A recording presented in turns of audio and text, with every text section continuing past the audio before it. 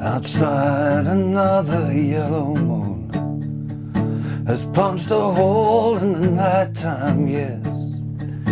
I climb through the window and down to the street, and I'm shining like a new dime.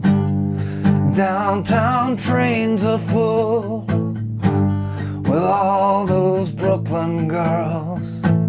They try so hard to break out of their little worlds. Well, you wave your hand and they scatter like crows. They have nothing that will ever capture your heart. They're just thorns without the rose. But be careful of them in the dark. If I was the one you chose to be your only one. Can you hear me now? Can't you hear me now? Will I see you tonight on a downtown train? Every night it's just the same. You leave me lonely now.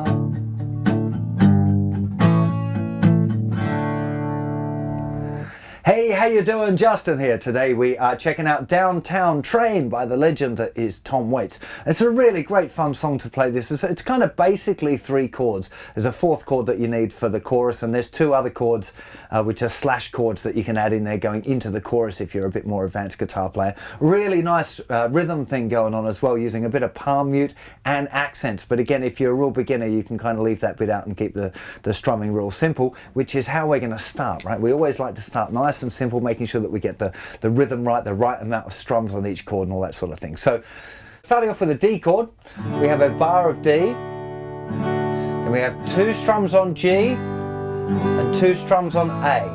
Okay? D, 2, 3, 4, G to A. And that's what we need to start the verse. So D, outside a G chord to an A chord to D, 2, 3, has punched a G in the A time D. I climb G to the window and A down to the D, and I'm G-ing like an A chord. The second part of the verse is G. The downtown A's a full bar of G, with all those full bars of A. Back to G again. You try so hard to A chord of the little word, and into the chorus D. Will I see you to G, 2, 3, 4, and back to D. On a downtown G. Back to D again. Every G for a full bar. It's just an E minor for a whole bar. And then a full bar of A. You leave me lonely. And back to D. So what progressions did we have there? So the main one for the intro and the first chunk of the verses is just a bar of D, half a bar of G, half a bar of A. So 2 strums on each one. Again, so D, 2, 3, 4, G to A. Now later in the verse it goes for a full bar of G to a full bar of A. It's doing that 3 times. So another full bar of G, another full bar of A. Last time G to A, and then we're into the chorus. Now the chorus is going a full bar of D and a full bar of G. To do that 3 times again. D, going to G, 2, 3, 4. Last time, D, going to G, and then we've got this little tag at the end, which is an E minor, going to A. And then we're back into the next verse. Okay, so really important that you kind of get the structure sorted out, that we've got the D and then half bar G, half bar of A. That is happening 1, 2, 3, 4 times, and then we've got that section where it's one bar of each going G, A, G, A, G, A, and then we're into the chorus, which is going D, G, D, G, D, G, E minor, A, okay?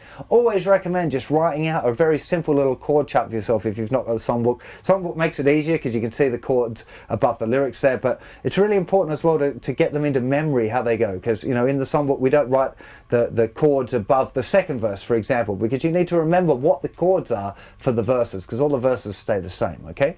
So before we get into the rhythm, I want to talk a little bit about the chord choices as well, because D chord is pretty standard the way that, you know, you're going to play D chord like that, but G chord, the G chord I prefer for this song, the one that I think sounds nicest, is the 4-finger G. So that's third fret, second fret, open, open, third fret, third fret. Okay, so using third and fourth fingers on the thinnest 2 strings of the 3rd fret. Okay, that's the version I like, the sound of the G chord. The other G with just the 3 fingers sounds a bit folksy for me for this particular version. So I'd recommend using that 4-finger G chord. And on the A chord, if I'm playing it, I don't tend to use fingers 1, 2 and 3. I tend to use the A first finger mini bar. So I'm just using my first finger to hold down strings 2, 3 and 4 and muting the first string, okay? If you're not sure about how to do that, go and check out the lessons on the A chord on the beginner's course. You'll see later in the beginner's course, I can't remember what stage it is, maybe 7. I think it's stage 7. It'll show you different ways of fretting the A chord, so you might want to check that out as well, because that's what I'd recommend. But you could also use power chords if you want. So if you're a more advanced guitar player, you could play D chord, here's a power chord, G, A. Okay, it works really great with these little power chord grips as well, especially with the muted accent picking, which is what we're going to talk about next. So you really you can choose there which one of those chords you feel comfortable with, you know, as long as you like the sound of it. That's the most important thing. Remember, when you're playing it, you're doing your version, you know. Okay, so let's have a talk about the rhythm now, because it's a pretty big deal in this song. Really sounds very cool. It's worth learning. So we're going to start off with a D chord on the fretting hand, and then what we want to do is we want to use this outside part of your palm there, and you want to rest it on the strings, right on the strings, about an inch, about 2 centimeters in from the bridge, okay? And then you're going to strum just from the 4th string down, okay? We don't want to play the thickest 2 strings much. You kind of get away with it in this song, but you shouldn't for now, for practice at least. And you should find that you can hear the chord, but it's kind of dead, okay? If you've got too much palm mute, you'll just get click with no note, and if you've got not enough, you just get the note. You want to bring it in so you can just hear the note. You hear the note ringing out, but it's nice and dead. That's the sound that we're looking for. Once you can do that, just try going like 1 and 2 and 3 and 4 and 1 and 2 and 3 and 4 and all down strums. Just see if you can make them nice and even at this point. 1 and 2 and 3 and 4 and down, down, down, down, down, down, down, down. Okay, experiment a bit. It's a bit too clicky. I'm just moving it closer to my fretting hand. Now move it back again. Now we've got it too clean. Put the mute back. Try and find a nice spot for that there. Now what we want is to put an accent in it. We're going to put an accent on beat 1, the and after 2 and 4. Let me slow it down. 1 and 2 and 3 and 4. 1 and 2 and 3 and 4. 1 and 2 and 3 and 4. 1 and 2 and 3 and 4. Okay, it's really important that you get the accent to be kind of strong but not ridiculous, okay? One of the things that I often find with students is that they only think about accenting, making louder the accent, but they forget that in order to do that, they might want to make the other ones a bit quieter as well. So try just quietening down all of the other ones. 1 and 2 and 3 and 4. 1 and 2 and 3 and 4 and 1 and 2 and 3 and 4 and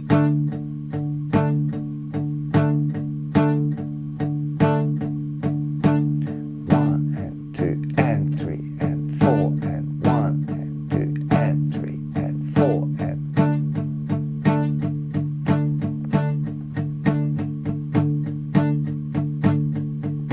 that's what you're going for, this nice little groove. Now in this particular song, if you accidentally hit the 5th string a bit, it's fine. It actually sounds kind of cool. gives it a bit of a bassier kind of response, but make sure you keep that mute on.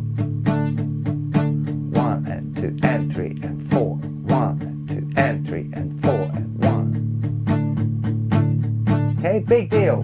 Once you're cool with that, maybe try it on the G.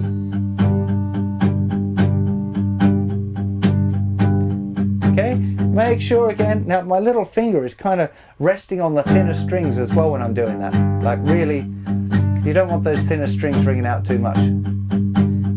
So just have a bit of a feel, because it feels different on the G, of course, because now you're strumming on the thicker strings as well. On the D, you're just strumming from the 4th string, but when you go to the G, you're strumming from the thicker string. And on the A chord, you'll be strumming from the 5th string. Okay, so for the D, 4th string, 6th string, 5th string.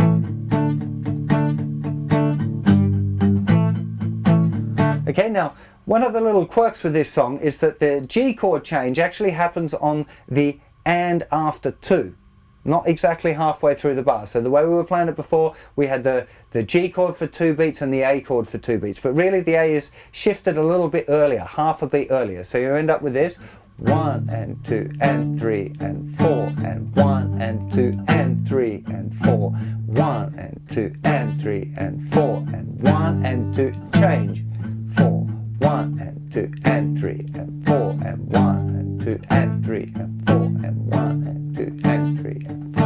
Okay, this is obviously only when there's 2 chords in the bar, which is just in that part of the verse. 1 and 2 and 3 and 4 and 1 and 2 and 3 and 4 and 1 and 2 and 3 and 4 and 1 and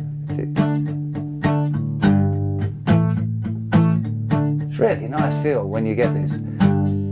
Once you can actually do the technical bit, it's a really good idea to get into the idea of kind of relaxing with the rhythm a bit as well. I can feel like, because I'm thinking about teaching you and not just the groove, kind of get a bit on top of the beat. Whereas it's not about slowing down, it's about kind of relaxing it a bit. So it just feels, now I feel like I'm a bit more locked in. So that's one of the things just to think about when you're playing yourself, is just trying to get into that little zone where it relaxes a little bit more, feels a bit more musical, feels nicer. Okay, it's what it feels like, it's a big deal.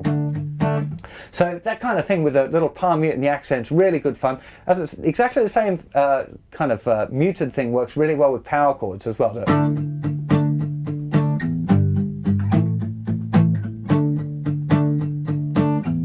Reminds me a bit of So Far Away From Me by Dire Straits, doing that accent passage on that chord sequence. But you can hear kind of, on the open chord, sometimes you get the higher strings kind of ringing out a little bit awkward, you know, and with the power chords version you don't get that at all. So that's one advantage of doing the power chords one. It kind of eliminates the possibility of excess string noise coming out. You're going to hear a lot of lead lines on the original recording as well on the Tom Waits one, and I really strongly recommend you have a go at transcribing them yourself. There's nothing difficult in there, okay? It's a really good kind of starter for you to have a go at learning to work out some, you know, single line phrases by yourself. It's not difficult. You already know what the chords are, you can hear it, you know what's going on, so there's just these nice little kind of lead lines going on. See if you can work out some of those on your own, because they're really nice, and I don't think I should show you. I think you should learn them by yourself, because they're easy enough for even somebody who's beginning at transcribing to have a little go at doing those. You might not get all of them, but see if you can get some of them at least. You know, it's really good for your ears to be learning stuff by ear. And one last little thing I'll mention as well is the Rod Stewart version. If you're going to play the Rod Stewart version, he's using B flat, E flat and F chords. So you'd either want to be doing that as power chords. You could do it with a capo actually, and be playing A, D and E chords, which it kind of works. So capo the first fret, and then you'd be doing like an A chord, D, E. Okay, that it kind of works like doing that. I much prefer the Tom Waits thing, but the Rod Stewart one is a good one. It's a very famous version. Rod Stewart's an incredible singer, so if you prefer that, you might want to have a little go, either doing that with the capo or doing B flat here, E flat, F. That kind of thing works. And there's one other chord which is going to be what key are we in? We're there, it's going to be, okay, it's going to go to, at one point in that Rod Stewart one, it's going to go C. In the chorus, the last two chords of the chorus are going to be C to F. But otherwise, it's just those three power chords. So with that little nugget of information, see if you can have a go at doing the Rod Stewart version as well. And I've forgotten one thing, which is quite important one actually, that I meant to mention back when I talked about the chords, which is the slash chords at the end of the verse. So hopefully you've all stayed with me. So right at the end of the verse, the last time it goes G to A. On both the Tom Waits version and the Rod Stewart version, there's a slash chord involved, okay? So instead of going G to A, it does G with a B bass. Okay, so there's quite a few different ways of playing the G with the B bass. The easiest one is if you've got the 4-finger G going already, you just lift off the second finger and play it from the 5th string. So nothing on the thicker string.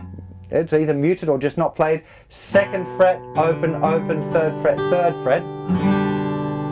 And then to play an A with a C sharp bass, if you're doing already the A chord with the barring, the mini bar at the 2nd fret, not the one full of vodka and little bottles of whiskey, the mini bar A chord, you want the 3rd finger down on the 4th fret of the 5th string. Okay? Might feel a little bit difficult for some beginners, that one. It's a really good chord to get though. A little bit stretchy and a little bit awkward maybe to start off with, but what you get is this nice sequence of having the G, A, G with a B bass, A with a C sharp to the D. So you get this nice root movement being the lowest note of the chord, of the G, A, B, C sharp, and then to D. It's just a really nice lead in. So as I said, in the verse, last two chords, instead of regular old G to A, which sounds great, you could definitely do just regular old G to A. If you want, try playing G with a B bass to A with a C sharp bass. Really, it is quite a nice little thing to add in there. Just makes it sound a little bit more slick, you know, a bit more like the record. So glad I remembered to explain that bit as well. So I really hope you enjoyed playing along with this one, and I'll see you for plenty more lessons and songs very soon. You take care of yourselves. Bye bye.